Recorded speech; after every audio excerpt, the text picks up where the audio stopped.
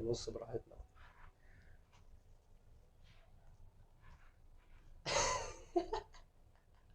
قول لا، هديك راحتك. يا رجاله، عاملين ايه؟ رجعنا بحاجه جديده خالص، اول مره نعملها. من الواضح اللي احنا معانا ضيف كريم، ودي استاذ احمد رأفت. بالاماره ده المشترك المية. ايوه حصل. تعالى كده نخش عليها شويه. ايوه انا احب ان انا اكون في نص الكوكب بس. النهارده حلقه ممكن تكون مختلفه شويه. استاذ احمد هو احد فرائس الاغتراب بسبب نتيجه ثانويه عامه. انت كبرت الموضوع قوي يا جماعه. مش الدرجات يعني، هو اه، الموضوع صعب بس مش فريسه يعني. فهيحكي لنا آه. مشكلته وتخطاها ازاي وعمل ايه عشان يبقى يوصل لسنه رابعه كليه دلوقتي من غير ما ينهار او ينتحر يعني. حسيت بس اه، حجمي بان. فا ان شاء الله تكون حلقه ظريفه حلوه خفيفه. مش بقى تعمل ايه؟ لايك. لايك، سبسكرايب، شير الفيديو في كل مكان، ويلا بينا علشان نبدا حلقتنا. يلا بينا.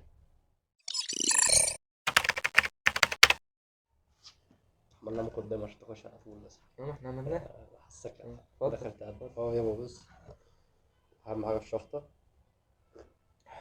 رايك؟ فاهم، السنبله نبدا بقى. حاجه رايقه. عديت الموقف ازاي؟ كان ايه شعور اهلك بص، هو لما في البدايه كان الموضوع كان عاجبني، تغيير وبتاع، أول ما أروح مكان فاهم مختلف يعني. ما كنتش فاهم في بالي بقى أي عقبات، نسيت اه أي عقبات أنا هقابلها، رغم إن طبيعي أنت قاعد لوحدك وبتاع وفي بلد جديدة وبتاع. أنت ما فيش أي في بالي غير إن أنا أغير مكان، جو بيت وبتاع. كنت بقالي 14 شهر ثانوية عامة، أنا كنت أونلاين، فمخنوق من البيت جبت أصلا. كام؟ جبت كام؟ 66.59% إن سي إن. 66%. 66%. دخلت كليه علوم. دخلت كلية. تيجي ازاي دي؟ انا كان التقدير كله كانت قليل، كان سنتي سنة اول سنة طبلت، فاهم. اه. و بس كان كل التقدير كانت زي الزفت. عامة على فكرة الهندسة كانت واخدة من 80، مم.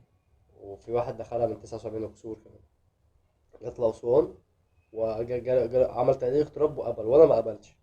طب استوعب. واتخرجت في المنيا. اه، والمنيا اتقبلت معايا يعني، هو قبل أسوان هندسة رجع إجازة اسكندرية، وانا اه. المنيا الأقرب يعتبر. وعلوم برضه يعني، علوم مش كلية قليلة بس برضه مش زي هندسة. اه. وبس ربنا ما كرمش يعني. رد فعل العيله ايه؟ رد فعل امك ابوك كان ايه؟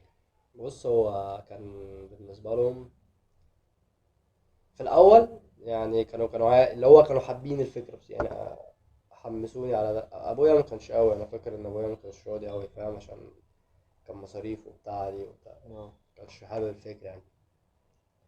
وأمي كانت إيه حابة الموضوع لأجل إنها كانت عايزاني أعتمد على نفسي أكتر وبتاع. كان فترة فاهم كنت إيه، كنت محتاج. أنا ما انكرش بصراحة يعني، هو جه في وقته يعني، وقت الغربة ده صح. جه حاجات، كانت حاجات كتير قوي يعني، مش في صالح فيها، بس في نفس مم. الوقت اتعلمت منه حاجات كتير يعني. فاهم يعني، انا عمري ما كنت هبقى الشخص اللي قدامك ده لو ما كنتش اتغرب. اتعلمت حاجات كتير يعني فاهم، اعتمدت على نفسي يعني، شلت اول سنه مسؤوليه. بالنسبه لك تخطيتها اوسخ ازاي؟ سنه مبدئيا. كنت قاعد فين ومع مين؟ بص، هو مع مين ربنا كرمني، كنت مع واحد صاحبي كان معايا من ايام الحضانه. اتفقنا، كان معايا من ايام الحضانه وابتدائي واعدادي وثانوي، وكمان في الامتحان كان معايا في نفس اللجنه. مم. كان اسمه عمر الشريف، انا بدي الامتحان. ف الحمد لله يعني فاهم، يعني ربنا بعتهولي بصراحه يعني، كم واحد في ساعدنا الاولى؟ بعض وبتاع. كان اول سنه خالص اول سنه خالص. كنا ثلاثة، كنت أنا وعمار كان معايا، وكان معانا واحد اسمه محمد صلاح من مطروح. سكن طلبه. ده برضه كان أبعد مننا، كان مشواره اه. برضه كان صعب زي يعني. سكن طلبه. لا، كان طيب برضه ما اتقبلش. احنا كان فاهم كل حاجة كنا قابل يعني بالرفض انت ما قعدتش سكن في يعني. سكن الطلبه؟ كل حاجة اتقبلت بالرفض إلا موضوع المنيا ده. دي الوحيدة اللي قبلتني يعني، المنيا الوحيدة اللي قبلتني من في حياتي كلها، مفيش حاجة ما اترفضتش فيها. ما قعدتش علاقات، في سكن الطلبه؟ دنيا بتاع، ما اتقبلتش برضه. امال مين اللي جاب لكم الشقه هناك؟ برضه بكل فاهم، بكل موضوع يعني. الموضوع ما كانش متخطط خالص. انا نزلت كان معايا ابويا اه. وكان معايا ابويا وكان معايا عمار.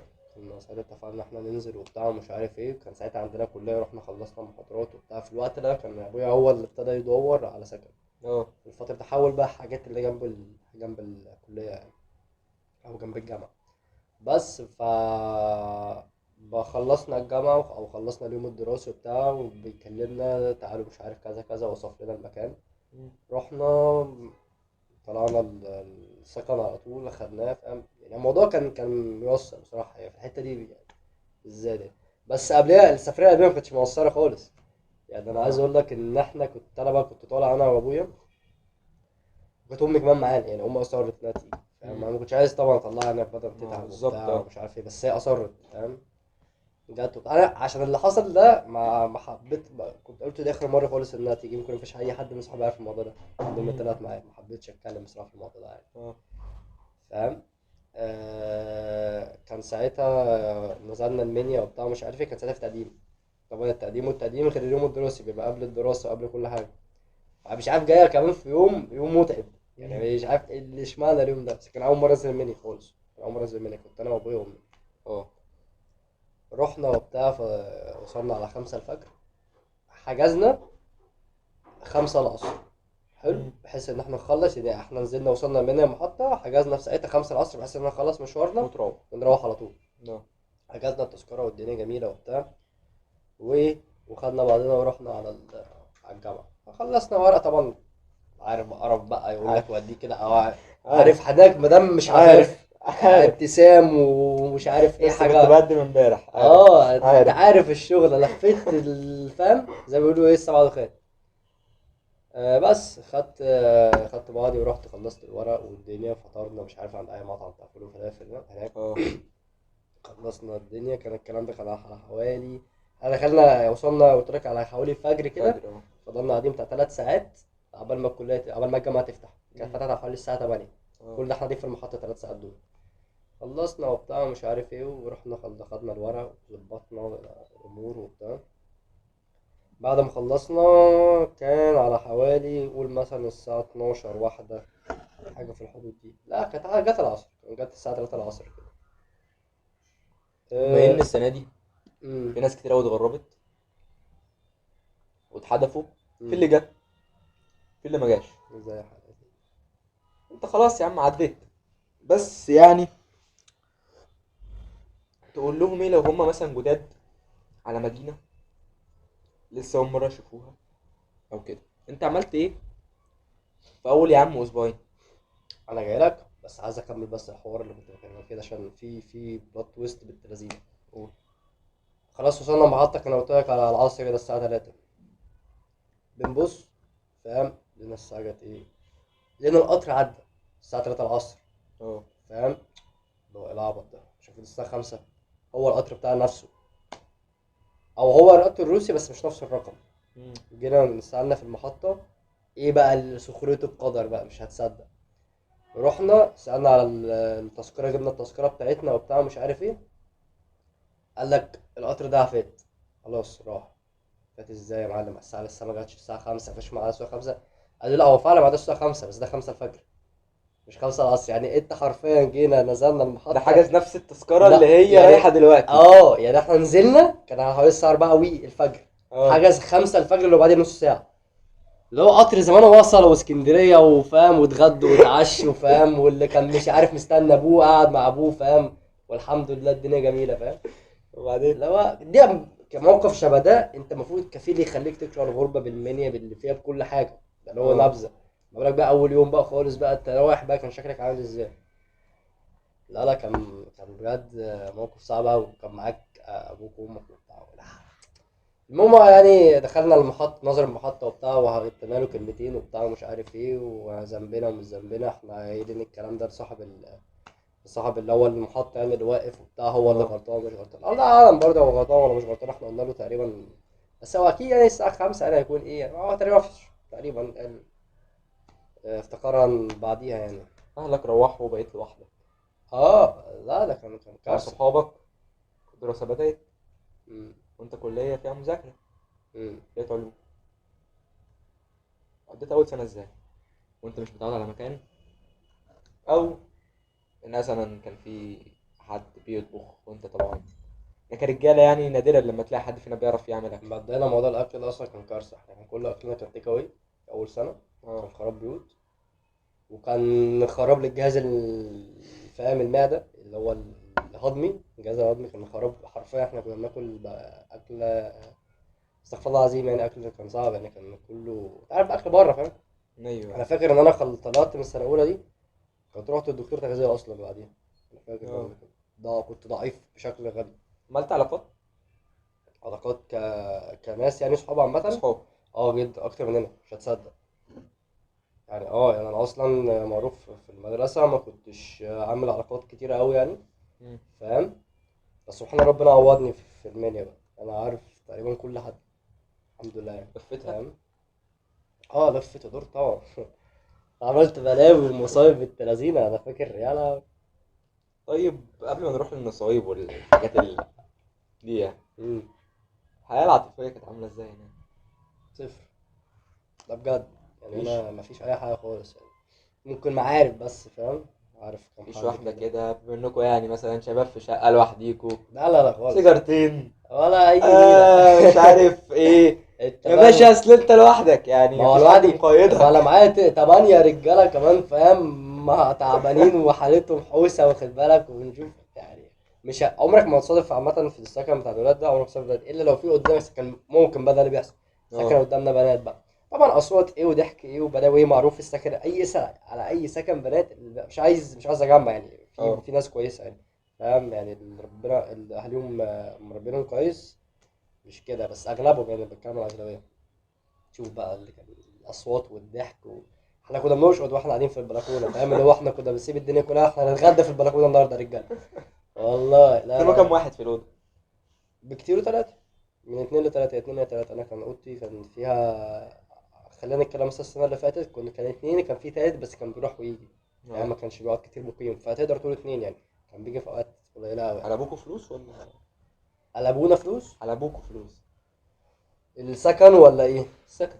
لا السكن رخيص، السكن رخيص قوي يعني عن اسكندريه. الشقه اللي بكام؟ هي ب50 جنيه وتطلع فيها جن دي ولا؟ لا مش الدرجات دي يعني، كنا في الشهر مثلا، انا فاكر ان انا سكنت في الشهر كان ب 325. كل ده نفر. ده النفر. اول سنه. اه. تاني سنه كان 375، بعدين غلى بقى 400 مم. نفس السكن. وسنه تالته كان 475 وغلى بقى 500. مم. والسنه دي انا ساكن في مكان اسمه شلبي وبتاع، ساكن ب 500. قاعدين تلات سراير عليهم لا سريرين عادي عليهم تلاتة. والله بجد عندهم السراير كده واخد بالك، بس ربنا يوسع اللي في النص ده فاهم، الفلقة اللي في النص دي انت فاهمني، بتوجع ان شاء الله مش هنعمل ان شاء الله. موقف مريت بيه هناك وعمرك ما هتنساه؟ مش كده انهم كتير قوي، ادي بس واحد. هقول لك موقف كده مش هنساه قوي يعني، كان مصيبة يعني عملتها انا يعني، من ضمن مصايب يعني. كان كنت ساعتها كنت صايم تقريبا 3 ايام البيض، 13 اه. 14 15. كان يوم منهم يعني، ما كنتش عامل فطار وبتاع ومش عارف ايه، كنت محتاج بقى، ما كنتش عارف اعمل ايه، كنت عايز اكل وبتاع.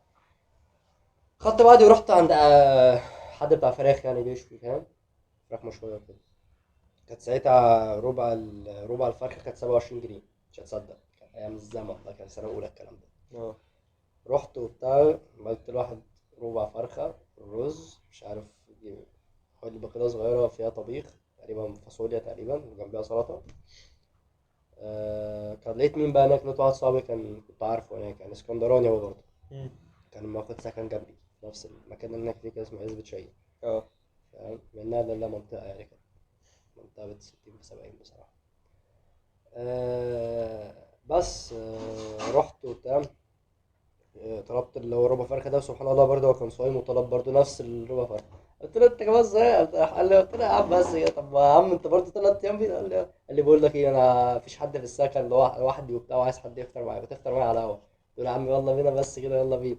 قعدنا يا باشا على القهوة وبتاع، حطيت هو مش عارف، كنت انا جايب صدر وهو كان جايب ورك حاجة كده، وقعدنا كلنا وظبطنا الدنيا ومزمقنا وسلكت سنان يا باشا عشان الفراخ اللي دخلت بين السنان مزمزة على الاخر. قاعدين بص، خلصنا يا باشا. ينفع؟ قلت له ينفع ايه؟ بلاي ستيشن بقى يا جدع. قلت له ياه تعالى يلا بينا، ده خلاص بقى الواحد صايم بقى، عايزين نهدم بقى. هو كان بيلعب فيفا وانا كنت ساعتها صفر فيفا، حلو. صفر. هو حريف بشكل غبي. اول ماتش 8-2 ليه، تاني ماتش 7-2. طب وربنا اكسب الماتش، لا تعالى ما فيش، اقعد انا اكمل لعب. عمال يلعبني بالتالت ربع والخامس وعمال اخسر اخسر اخسر، وانا ما برحمش ما بيأس. انا من اه النوع اللي انا ايه، مش هحل غير لما اتعادل معاك حتى يا عم، اخسر بفرق جونين يا عم، عشان ما اعمل اي حاجه يا اخي خليني افرح. يمر الوقت من المغرب للعشاء، ما كانش معايا تليفون.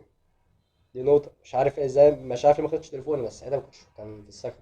اه من المغرب للعشاء وبتاع، عدى كمان بعد العشاء لحد ما الساعه جت 10 وانا حلو قاعد على القهوه معيش تليفون.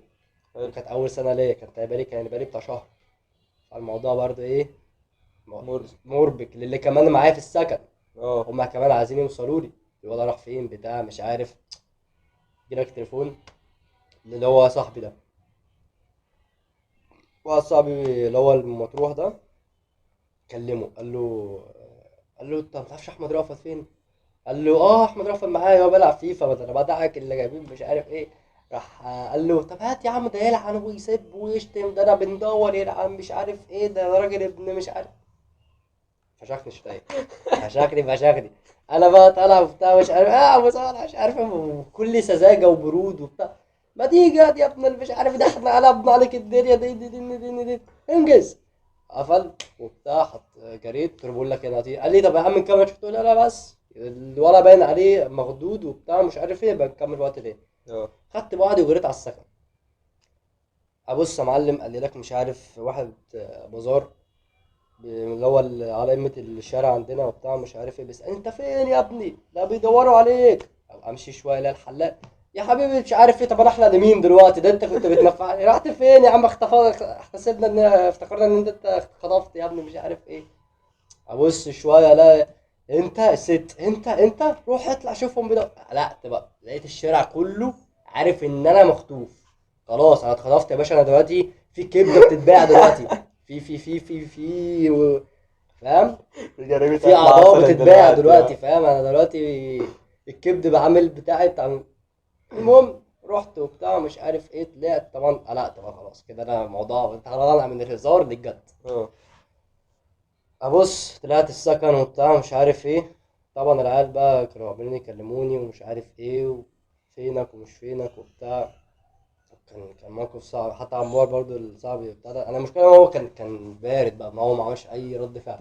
لو قلت هيفشخنا الموضوع ده، فاهم. قال لي بتاع انت كنت فين وبتاع مش عارف ايه. قلت له كذا كذا. قال لي طيب ماشي، بعدين خد بعضه ومشي بكل برود. انا استغربت فاهم، قلت له انت ليه ما قلتش حاجه؟ انا حاسك ان الموضوع بارد. قلت له يا عم قلقت عليك يا عم، تعالى وبتاع، وحضني وبتاع مش عارف. بس كان الموقف ما انساهوش خالص. من ساعتها حتى مسميني المخطوف يعني. معروف عني هناك ان انا اسمي المخطوف والله يعني. لفتره طويله قوي كانوا مسميني المخطوف بسبب الموضوع ده. دي كانت أول سنة عدت عليك بسلاسة. دي كانت اول سنه ده، لا بسلاسه. لو هنسميها بسلاسه سميها، بس عمرها ما كانت بسلاسه. تعرف تطلع كانت بمصلحة هناك فلوس؟ اشتغلت وكده لا خالص خالص، انا الفلوس كلها كانت بتتبعت لي. بس انا ناوي يعني السنه الرابعه دي احاول اشتغل يعني، اه. حابب كنتش ان بتعرف انا تجيب سبوبة هناك يعني تقول لك كان عندك كام محاضرة في الأسبوع؟ أه... كان عندي بتاع حوالي مثلا يوم ما الدنيا تبقى تقيله، يوم تقيل 4 محاضرات مثلا، اللي هو محاضرتين وسكشنين. اه 3 محاضرات وسكشن، 3 سكاشن ايه على حسب يعني، ده بيبقى في اربع اليوم حاجات ولا يعني في عامه. الأسبوع؟ لا انا عامة بكلمك اللي هو الأسبوع. اطول يوم في اه الاسبوع عامه. كان عندي كام يوم؟ اطول حاجه كانت 5 ايام. دي كان اتقل حاجه. انا فاكر اه. الكلام ده كان تقريبا ترم اول سنه ثالثه او ترم تاني ثالثه حاجه كده. بس في العادي يعني لو عادي 4 ايام، كنتش بتطلع بس بسبوبة 4 ايام مثلا مضغوطين بقى فاهم. تقول عليك مثلا أنا فاضي يومين تعمل مصلحة كده، فاضي يومين تعمل مصلحة لا كده، كنت ماشي تروح على اتحاد نظام طلبة، واحد. تعالى نطلع رحلة لأسوان، أي حاجة من الحاجات دي. على أكيد يعني فكرت. بص انا عملت انشطه بس اه مش سبوبه يعني، او خدت منها فلوس انا احكي لك موقف. انا كنت في الجواله. الجواله دي كان في كل كليه في جواله. اه انا لسه هكتشف الموضوع ده السنه دي. اه لا الموضوع رايق. انا طب اصلي ما كده انا مش كده. هخش، انا مش عايز وجع دماغ. ليه يا مش عم؟ عايز وجع دماغ طب يا ما انا باشا. دخلت ومش نزلت. انا عايز اقول لك انبهروا بيا ليه؟ عشان انا اصلا كنت في كشافه، اه. فاهم؟ في كشافه بتاعت مدرستي. اه. هم عندهم هناك اللي بيخش جواله ميح ابيض، اه. فالجواله هي الكشافه، يعني اللي بنعمله هناك هو اللي بنعمله تعمل هنا. ايه يعني؟ اقول لك نعمل عشان ايه. ما انتش ما تفهمش في الجامعه، انت فاهمنا السنه دي. اه عشان ما انا لسه لا انا ما لسه اول عشان سنه، تخش لسه بتعرف تبقى على عارف الموضوع. بقى. انت فاهم؟ لا عشان ما الموضوع تدفعهاش. هتلاقي كله عباره عن مهرجانات، يعني انا او عباره يعني كان في سنتي، يعني ما اعرفش اه. هو اللي عندكم نفس اللي عندنا ولا لا. المهرجان ده كان كل كليه عامله اه. مشروع. المشروع ده عباره عن ايه؟ بتاع ده انت بيكون احنا عندنا في الكشافه حاجه اسمها عقد، امم. دورات، اه. مش عارف ربطات. يعني ايه الفرق بين دي؟ الدوره بتبقى ربط اكتر من حبل باكتر من شومه، اه. دي الدوره. العقده ربط حبل في حبل او حبل في نصه، اه. دي بالنسبه للعقده. الرابطه ربط حبل في شومه. دي حاجات في الكشاف، يعني كنا انا كده كده كان عندي خلفيه عنها. احنا بقى المفروض ان احنا كان المشروع بتاعنا ان احنا نعمل مترو اه. بالحبال دي، بالحبال والاخشب، بربطات بدورات بدنيتك. انت معاك شويه شوم ومعاك شويه حبال، اعمل لي شكل لي، اه. اتصرف. هما كانوا ميح خالص، ما كانوش عارفين بيربطوا اي حاجه، وانا كنت بربط صح وكنت عارف بعمل ايه. فكانوا بالنسبه لي شايفين ان انا اكتشاف، اه. فاهم؟ حبيت الموضوع وحبيت التقدير اللي لقيته من ناحيتي، فكملت بصراحه رغم التعب اللي انا كنت بتعبه يعني. اه. اه. بس بيني وبينك لقيت نفس الموضوع تعب، يعني انت بتغرب وشايل نفسك كليه، شايل نفسك اكل، بيفيدك شايل نفسك درجات؟ غسيل. ايه؟ بيفيدك درجات الموضوع ده؟ اه يعني الغياب طبعا. طبعا اصل انت بتاخدني من المحاضره، اه. بتاخدني من المحاضره، فاهم؟ فهو هيغيبني، فانا ذنبي ايه؟ ما انت خدتني. فدي هو الحضور والغياب كنت الموضوع بيظبطهم لي هم بصراحه. ما فيش فلوس. لا ما لسه جاي لك. كان هو المهرجان اللي بقول لك عليه ده، اه. كان المهرجان ده بيتعمل مره في السنه، وانا جيت يعني دخلت في الوقت اللي هو بيبقى فيه الفلوس بقى السبوبه. اه. دخلت وبتاع، كانوا بعتوا لي 300 جنيه، بس كان على بطاقه بريديه، وانا ساعتها ما كنتش عملت بطاقه بريديه ولا خدت دلوقتي بطاقه بريديه، وال 300 جنيه لسه ما خدتهمش. لسه انت 300 جنيه لسه 300 ما مجانهم. خدتهمش. انا مش بعيد يكون بلد، مش بعيد تكون اساسا طاره، يعني مش بعيد لو عملت بطاقه بريديه ما لهمش اصلا، فاهم؟ اه. فدي كان الحاجه الوحيده، النشاط اللي انا شاركت فيه، بس ما كملتش بسبب التعب. يعني لقيت نفسي الموضوع تعب. ممكن اخش السنه دي، مش عارف، افكر يعني. لو فيها فلوس خش يا باشا يعني. محدش بيقول لصاحب الفلوس بس يا لا ما الفلوس يعني. بتجيلك كل فين وفين يا ابني. انا بقول لك كل تقريبا سنه. هو تقريبا 300 جنيه في السنه ولا في الترم. على فحت بقى سنه. على فحت سنه حرفيا. انا فاكر اللي هم كانوا، انا المفروض الكشافه والجوادي هم اه. لها علاقه بالرباطات والدورات والحاجات دي اكتر، والجامعه وبتاع مش عارف ايه. كانوا بياخدونا مبيض الرشف بتاعت الكليه. هو الكشافه دول كانوا او الجواله من وجهه نظري يعني، بس يا رب ما تضايقوا مني يعني. انا بقول صنايعيه. الحقيقه، انا بقول الحقيقه عشان ما صنايعيه من حدش الاخر ها. اي صنايعيه حاجه، اه. اي حاجه فيها نقص في البتاع دي وعايزين يظبطوها. كلم الجواله. هم رايحين، فاهم؟ لعميد الكليه. عميد احنا دلوقتي عندنا بتاع ده الرصيف زي ما تقول عايز يتظبط دهان وبتاع، اه. وبقاله تقريبا من سنه 2003 ما حدش بيضه وبتاع. نجيب نقاش ليه ونجيب بيض ليه؟ بقى الكشافه ينزلوا يبيضوا. هم كده، مش هم كشافه وجواله يبقى ورينا فين الجوال؟ مش هو يعني بتاع، مش هم دول اللي بيقولوا واخدين ودارسين وبيعملوا ينزلوا بيض؟ معرفش ايه العلاقه، ما تسالنيش. بس لو اخدت الفرشه والمعجون وادهن يابا ديب ديب ديب. انا عامل في فيديو اصلا كنت متصور بسبب في الموضوع ده برضه. مش عارف كانوا عاملين زرع، كنا بنزرع. كنت كل حاجه. احنا كل اي حاجه شايفين فيها نقص في الجامعه دي او في فاهم. الكليه دي، لا دول الكشافه يعملوه. فلقيت الموضوع تعب عليا، وبالنسبه وفي نفس الوقت للمذاكره طيب. استغلال. بيستغلونا، فانا ما بحبش حد يستغلني. طب والمذاكره اللي كانت في اخر السنه دي والامتحانات الشامله؟ ما بالظبط انا مش فاضي انت للكلام هتعمل ده. فيهم ايه؟ فانا مشيت بقى خلعت، فاهم؟ لقيت الموضوع جاي عليا على صحتي وبتاع مش عارف، وانا اصلا كنت تعبان زي ما قلت لك في سنه اولى. ليك مواقف بس مع اتحاد الطلبه؟ انا تقريبا كنت عضو في اتحاد الطلبه بسبب موضوع الكشافه ده تقريبا. اه. يعني ما مره دخلت ماراثون برضو. هي الكشافه حلوه في كده بصراحه، الجوال ما ننكرش اه. برضه. لازم يعني نقول الحته دي اللي لينا ولا علينا. يعني فاكر دخلنا ماراثون جبنا تيشيرت وبتاع، هو دلوقتي معايا التيشيرت ده. مم. ولفينا الجامعه كلها في انشطه. انا بحب الانشطه، يعني اه. ده ممكن اللي خلاني افكر ان انا ارجع اخش كشافه اخش تاني. اخش الجوله تاني. عملنا ماراثون وبتاع وادينا التيشيرت وبتاع والدنيا جميله، فاهم؟ فهو ليهم حاجات كويسه بصراحه ما انكرش. بيطلعوا رحلات؟ ما اظنش يعني، اخرهم المعسكر فاهم، في جنينه كده موجوده واخد بالك ورا الجامعه، بنخش كده بقى اللي يعرف يعمل حاجه يعملها، نشوينا مش عارف كوزين ذره ويضحكوا علينا فاهم وخلاص.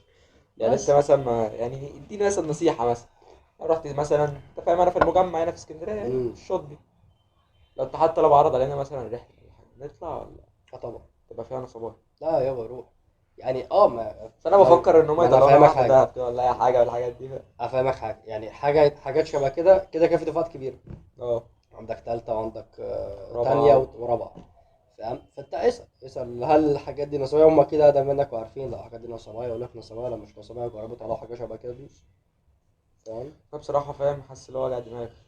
انت لو دخلت مع اتحاد طلبة او دخلت مثلا مع كشافة هو ممكن على حسب يعني، انا عشان بحب فاهم الفرهدة انت. فاهم، بس انا فرهدتي كانت اوفر يعني، انا بجد لو كنت كملت كان ممكن يجي على صحتي بجد اه فاهم. انا عادي باجي على نفسي عادي وفدا فرحتي، بس لما لقيت الموضوع فعلا هيتعبني بجد بقى، مش اللي هو انا تعبان وبتاع مصدع فمش عايز اروح النهارده، مش اه جو دلع يعني. فلما انت الموضوع فعلا هيجي على صحتي خلاص يعني، صحتي اهم فاهم، بالذات انا متغرب، لو تعبت هناك وانا لوحدي مين هيلحقني؟ صباح الفل فاهم. نصيحة تقولها للناس اللي لسه السنة دي طالعين اغتراب او للي جايين، انت فاهم دلوقتي بقت اتبسطوا، اتبسطوا ما تتخدوش على بقت نفسكم خالص كده مهما. فاهم. تقول لهم ازاي اتعايش مثلا مع الناس في السكن، مع الاكل مع الغسيل مع اللبس مع الخروجات، انت برضو هو فاهم اهم انت. في نصيحتين طبعا، لو صلاتكم ايا كان ديانتكم، حاول تصلوا ما تبعدوش عن ربنا، عشان ربنا بجد هيقف جنبكم في المحن دي بالذات، فعلا ربنا هتلاقيه معاكم وبتاع، هيوقف لكم ولاد الحلال يعني. دي اول نصيحه، اللي هو اي حاجه تبع دينكم تمسكوا بيها ما تسيبوهاش، ده رقم واحد. رقم اتنين، حاولوا ما تشيلوش، ما تتضايقوش، ما تزعلوش حد قال لكم كلمه بتاع ممكن انتوا مش متعودين ان انتوا تسمعوها فاهم، او الناس ده هزارها تقيل بتاع فاهم. عشان انا كده، انا كنت كده، انا كان في سنه اولى كان بالنسبه لي الموضوع ايه، ما كنتش من نوع الشباب بقى اللي هي فاهم حد يهزر معاه هزار تقيل فاهم، هزار اللي هو ما كنتش بتقبل يعني الهزار يعني. وده صباح الفل شوف زياد، انا وشادي ده احنا بالنار ودي حرفيا يعني، تحيه ليه يعني من مكاني ده، احنا الاثنين انا عايز اقول لكم هو زياد عارف، ممكن نقعد طول الساعتين الجيم نقعد نقر ونقير وبص نعكل الصبح، بعد ما نخلص تاني يوم حبيبي وصاحبي والدنيا جميله. فانا عايزكم ما تحطوش اي ما تشيلوش يعني، حاولوا تاخدوا الدنيا بهزار، حتى لو هو التاني كان بيتكلم جد مشوا الدنيا والدنيا تحلو، عشان انت ده مش هتشوفه تاني فاهم، لو انت ده دوبك فتره وهتقعد معاه وبتاع مش عارف ايه فاهم، لو عرفت تكون صديق ولقيته فعلا يستحق ان انت تاخده يبقى عادي فاهم. ساعتها ممكن تجادله، ممكن تقول له معاك انا متضايق بتاع مش عارف ايه، هو لو قدر حاجه شبه كده خلاص يبقى هو الراجل كويس، لو ما قدرهاش يا عم نفض، يا اما انت بقى تكلمه بنفس الاسلوب فاهم، اللي هو انت هو بيبرد عليا وبتاع او بيهزر معايا بهزار انا ما بحبوش، حاول تكلمه نفس الاسلوب، او يا اما انت فاهم خدها بالحب يعني.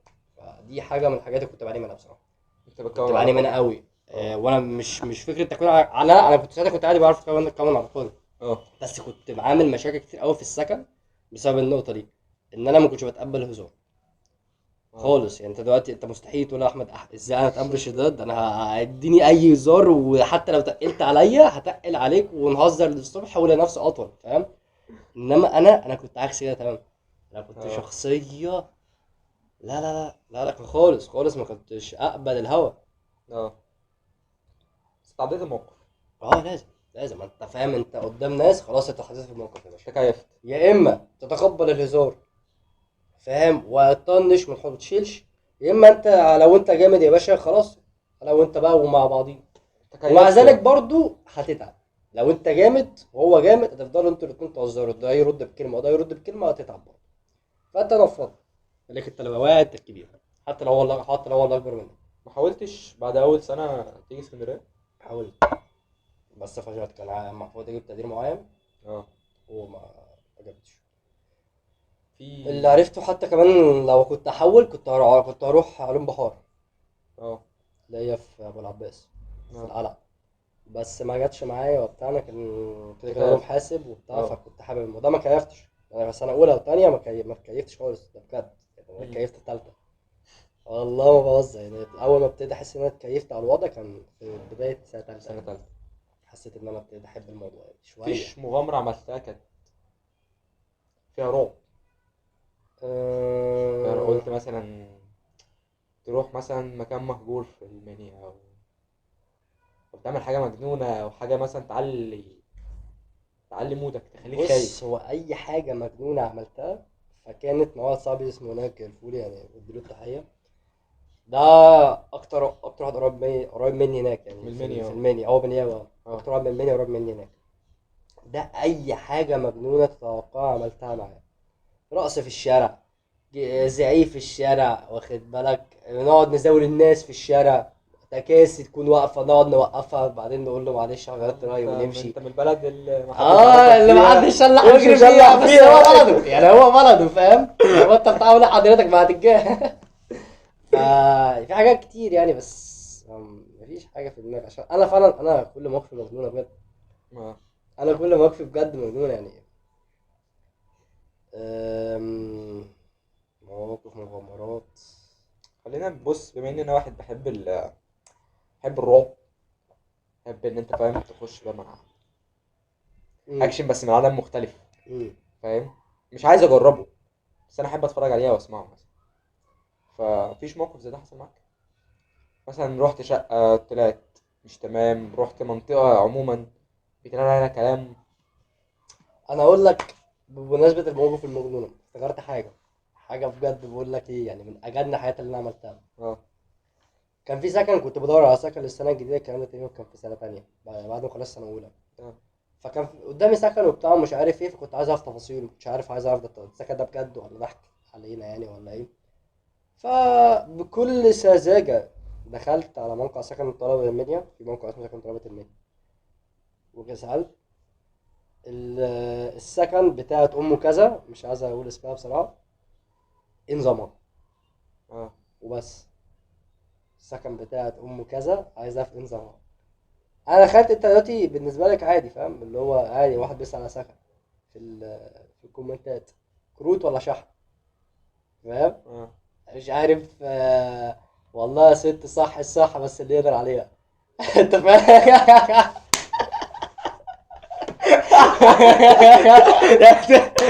اقسم بالله من اجن الحاجات اللي انا عملتها. انا عايز اقول لك، انت لو دخلت على البوست كله، يعني الناس كلها المفروض ان انت بتخش في الموقع او في البيج يعني، اه. المفروض كل الناس بتتكلم عادي، فاهم، سكن طلبه. البوست الوحيد تحس انت دخلت شقة دعارة. البيج، فاهم، وفي نفس الوقت ان البيج قلبت صفحه ميمز. انت اه. لو دخلت تلاقي عامل تقريبا فوق ال 30 رياكت، جربت على ام كذا، رحت لها. رياكت ضحك. لا طبعا، انت بعد كل ده انا لو رحت برجلي هتفشخني. دي لا، انا بحاول اخفي من عندها، انا سكنت جنبها على فكره، بس كل ما بعدي من جنبها بحاول اداري وشي، البس الكاب ده عشان لو شافتني انت فاهم هتعمل فيا ايه. طلعت شمال. لا لا، ما طلعتش اسمها، بس الناس هزرت عشان انا إيه نظامها دي، فاهم، خلت الناس اللي هو فاهم ايه، اه. تقول اه. انا سألت غلط، كان المفروض السكن طلبه، انا قلت السكن بتاع ام شريف إيه نظامها وسكت، اه. فاهم، انا ما وضحتش، فالناس بقى يا تعرف الناس بقى، وبالذات في المنيا يموتوا في حته واحد لما يغلط يقف يمسك عليك غلطه، بص هيشطفك مش هيحلك. انا قعدت اتعاير كتير قوي الموضوع ده، يمكن من اكتر الحاجات اللي اللي عملتها الموقف ده بجد يعني. بس مالكش مواقف مع ناس من عالم اخر يعني؟ اللي هو رعب وكده. اه، يعني مثلا رحت شقة مثلا، بص، هو كان اغلبها بيتهيألي. فاهم، اللي انت دخلت حمام لقيت واحد قاعد، فاهم، فولعت لا النور لا لا، لقيته ما لقيته مش حصلش موجود ما مثلا. حصلش حاجه زي كده، بس كان بيتهيألي كده.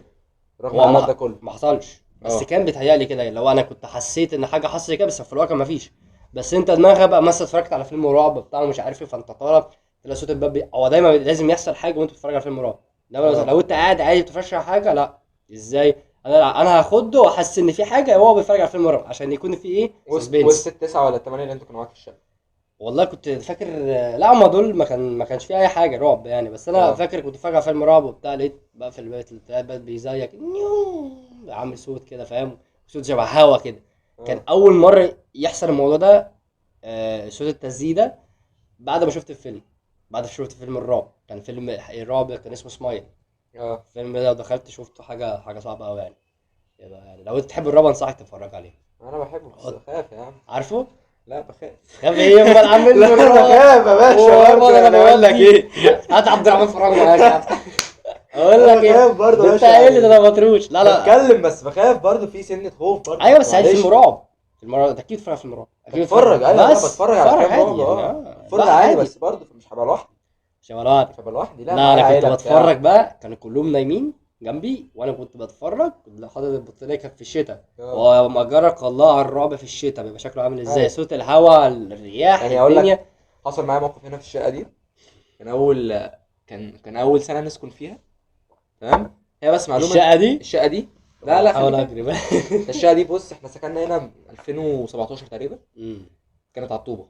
أمم، يعني انت جيت، انت اللي عملت بلاط، انت اللي بيضت، انت اللي عملت، انت هي على الطوبة. أمم، يعني انت بتعمل كل حاجة. أمم. حرفيا انا جاي هنا، كانت هي عبارة عن كوم رملة. لا ايوه انا عارف الشعور ده. تمام. كان حصل برضو مواقف ظريفة. يعني احنا كنا الفترة اللي هي كنا بعنا فيها الشقة، وجينا هنا عشان نجيبها مثلا هنا او حاجة عشان اكبر بقى، انت جالك اخ تالت وبتاع. فالفكرة دي برضو فاهم، فكرة ان انت تبقى قاعد في شقة مثلا انت على قدك، انت واخوك اوضة أمم. واهلك اوضة. فحبيت تكبروا الشقه فانت عشان. فانت جالك نفر جديد، فانت أمم، برضو ما ينفعش ان انت تقعد في، يبقوا 3 انفار في اوضه هيبقى كتير. أمم، فحبينا بقى ان احنا نكبر، يبقى على الاقل فاهم انا في اوضه وهما الاتنين في اوضه بس على اكبر بقى. أمم، فقررنا ان احنا نيجي هنا، بقينا عربيه بقى وبقينا الشقه والكلام ده. فالمهم الفتره اللي احنا كانت بتوضب فيها الشقه، أصل انت مش هتقعد على الرمله. أمم، انت ما كانش في ما فيش حاجه. أمم. هي كل ده عباره عن بيكلف دي. اسمنت بس. أمم. فالفتره اللي انت كنت قاعد فيها، انا كنت قاعد عند جدتي، كنا قاعدين عند جدتي عبال ما تتوضى. قبل بقى ما نوضب هنا. أمم. فالمهم في الفتره دي حصل مواقف رعب، بس مش من اللي هي تخوف كده. حصل موقف رعب ان هي كان حصل فتره، كانت فترة زادت قوي ان انت اي عمارة عالية ممكن يهدوها. أمم. فاهم يعني، مثلا كانوا بيشيلوا، يقول لك شبه ادوار زايدة شيلوا، واحنا هنا كنا الدور الاخير. فاهم. ففكرة ان انت فاهم، انت قاعد في مكان وانت اشتريت، خلاص انت اشتريت الباب بتاعتك. يمكن الحاجة الوحيدة اللي كانت في الشقة اللي هي الجبسون بورد ده، بس ده اللي كان الوحيد في الشقة. تمام. فكان بقى فكرة ان انت في اي بيت، كان في حصل هنا قدامنا كده عمارة برضو شالوا منها دورين. انت برضو انت خلاص دفعت فلوس، مش رابعة. ده كان رعب. أمم. كنا خلاص ركبنا بقى ساعتها، ركبنا بلاط هنا. كنا في يومين قبل كده احنا جينا قعدنا هنا في الشقة على البلاط بسبب الموضوع ده. بسبب الموضوع ده. انت جيت قعدت في شقة ما فيهاش حاجة، انت أمم. بس قعدت كده، كانت في الأوضة بتاعتي انت فرشت. انت لما جيتوا بقى حسيت انه في حاجه قصدك ولا؟ لا بقى كان المواقف بعديها بقى فاهم، بس انا كنت لوحدي. بس اكيد بيتهيألك انت ممكن كان يعني عندك بص، كام هقول سنه لك هقول ساعتها؟ لك على حاجة. الموقف ده مثلا كان حصل لي في 2018 2019 حاجة يعني انت كده. بتتكلم ان انت دلوقتي عندك 19 سنه، فانت كان بتتكلم عندك اقل من 15 سنه. مثلا كان حاجة شبه كده. تمام. فانا كنت قاعد هنا كده على الكنبة دي، حلو الكلام. أمم. وانا من هواة. كان ساعتها كان في حاجه كنتوا فارشين الشقه ولا كان؟ لا كان خلاص بقى فرشناها وكله تمام. أمم. بس هي كان موقف رعب، بس مش من اللي هي جن. انت موقف رعب ان انت ممكن في اي وقت من الاوقات عمارتك شقتك ما تبقاش موجوده، خلاص راحت عليك يا وحش. ازاي؟ ما كانش ساعتها فتره الازاله دي. أمم. بس لو انت بقى موجود في الشقه، انت فلازم تكونوا عاملين. بتثبت بقى اللي انت موجود اصلا. اه. بس الحمد لله عدت فتره العد، عدت يعني، وخلصنا الشقه بسرعه. وجينا بقى سكننا بقى وبتاع. كنا حرفيا كان لسه بقى طبعا انت فرش الشقه مش بالسهل. كنا بنقعد في اوضه، 5 تنفار في اوضه واحده، قبل ما نشطب بقى الشقه وتبقى مثلا سفره وكنبه وكنبه. فبعد بقى ما سكننا خلاص فاهم، انا من واد سمع رعب، بالذات احمد يونس. أمم. بص اسمع كيف يا باشا. اليوم ده كان في مدارس، كنت تقريبا في ثالثه اعدادي. يبقى انا الوحيد اللي ما سمعتش الراجل ده حلو الكلام. تقريبا. اسمعه لك. لا يابا انا خليني اسمعه لك يا كويس، باشا. ناقص اقعد. لا والله مش عقده، هي قصص حلوه يعني فاهم انت. كان واحد الف قصه بيحكيها بس بطريقه بقى بصوت افكت، صوت هادي بتاع. أمم. فالمهم احنا كنا في مدارس، مش عارف انا تقريبا كنت في ثالثه اعدادي تاني اعدادي حاجه كده يعني. كانت مامتي واخواتي وبابايا بره. تمام. كانت حوالي كده الساعة مثلا تخش لها في التمانية. أنا جيت الشقة كان عندي درس وبتاع، وجيت الساعة 8 لوحدي، مفيش حد. جيت قعدت على الكنبة دي وشغلت قصة. كانت تجارب حقيقية، كانت ناس بتحكي مواقف حصلت معاها رعب بتاع كده. قاعد أسمع. احمد يونس برضه. أحمد يونس. أنا قاعد أسمع، فاتح التلفزيون عشان يجيب لي نور ومطفيه، وموطي الصوت يعني، أعمل له صامت، ومولع كام لمبة كده وبتاع، عايش في المود. تخش في بس وقاعد بقى بتفرج على التلفزيون، هي حركة بس، وسامع إيه؟ قصص. القصة كانت ساعة. حلو الكلام. السهرة. ساعة. خلصت. هو رعب ولا خضات؟ رعب. مفيش خضات. رعب لا، ممكن تلاقي ساوند افكت اللي هو مم. يفوقك بس. مم. ان هو انت لو سمعت صوته هادي مم. انت بتروح معاه. هو فعلا الاهدى اصلا يعني هتتلعب اكتر من لما يكون هو خض. صوته هادي، صوته حلو. مم. المهم خلصنا القصة. الساعة كانت بدأت القصة الساعة 8، خلصت 9 كده، 9 ودقيقتين كده. أنا عمري ما هنسى الموقف ده، عمري. حطيت التليفون، كنت مشغل بقى إيه، اتفرج بقى على التلفزيون، اسمع لك صوت الباب ده بيعمل تك. بجد والله العظيم حد ثلاثة. كان ما كانش في حد باب ما كان في حد، باب الشقة اللي كان بيفتح. فتح. باب الشقة، يعني مش هقول لك مثلا باب حمام ففي تيار هواء او ايوه اللي هو طب انتوا بتقولوا باب كان الشقة مقفول. كان مقفول. انا بقول لك انا جاي الساعة 8، اه خلاص دخلت وقعدت غيرت هدومي اللي هو وقفلت الباب، اتاكدت انه خلاص كان الباب مقفول. مقفول. اتاكدت الباب مقفول اكيد. تمام، بقول لك ما ساعة وربتوش بتاع. قفل. انا من النوع اللي انا بهبد الباب، يعني باب الشقة انا بحب هبطته اهبده. يعني. دخلت اللي هو انت بتخش هذا الهبط. تسمع صوت ديب، ايوه انا فاهم. حتى لو كان موارب. يعني هو لو لا كان موارب ممكن. بالعقل بس مش هيفتح بعد ما انا اخلص القصة. ممكن يكون طيار هوا يعني فاهم؟ ماشي. بس انا كنت لا هو كان تمشي، انما مقفول. لو انت متاكد انه مقفول الموضوع هو كان مقفول لا الموضوع صعب. وانت بتسمع صوت تكه، عارف انت صوت اللي هو اللسان لما، امم بس انت طبعا بقى في هدوء. ولا اصل اكيد في تفسير او اكيد الموضوع مش ما وراء الطبيعه يعني. معرفش صوت تكه. مفيش تفسير. انا قلت بص، انا كانت الساعه 9، امم انا قلت انا بقعد هنا على الكنبه، انت قاعد على الكنبه ما بتبقاش شايف اللي داخل من الباب. امم فانا قلت مثلا مامتي جت، حد بابايا جه جت، بتاع. حد جه. قعدت بتاع، اقول لك ايه، 10 دقايق. انا بالنسبه لي خلاص حد هم دخل هم انا وقعد بالنسبه لي هم وبتاع. 10 دقايق. انا بالنسبه لي 10 دقايق. الموضوع ده حصل مثلا الساعه 9، 9 ودقيقتين ولا حاجه. بص في ساعه لقيتها فاهم اللي هو عدى دقيقه من كل ده. ما سمعتش صوت اخويا الصغير، ما سمعتش صوت قفل باب. كنت لوحدك ساعتها صح؟ كنت لوحدي. امم انادي يا جدعان، يا فلان، يا علان، محدش بيرد. قمت ابص في الشقه، مفيش حد. بابنا مفتوح على مصراعي، مفيش حد في الشقه، مفيش حد. صمت، صمت. قعدت كده اللي هو ايه.